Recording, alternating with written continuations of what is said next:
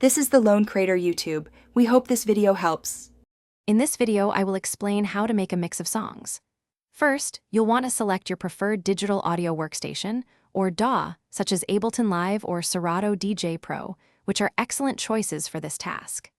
Next, ensure you have high-quality audio files, ideally in WAV or AIF format, to maintain sound integrity. Finally, establish a consistent tempo, or BPM, and key for your project. This foundational step is crucial for a smooth and professional-sounding mix. Getting these initial settings right will set you up for success.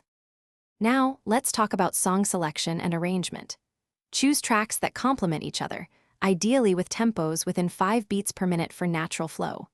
Think about the energy arc of your mix. You might start with a slower tempo, perhaps around 120 BPM, and gradually build up to 128 BPM.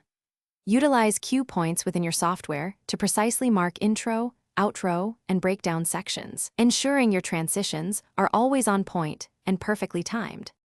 Creating smooth transitions is where your mix truly shines. Start by using EQ to subtly cut bass from the outgoing track while boosting it on the incoming one, creating a clean blend. Master your crossfader and volume faders, aiming for transitions that last between 8 and 16 beats, or roughly 4 to 8 seconds. Don't be afraid to experiment with effects like a touch of reverb or delay on the outgoing track to add a professional and creative flair to your song changes. Finally, it's time to master and export your masterpiece. Apply a subtle amount of compression and equalization to the entire mix to glue everything together, making it sound cohesive.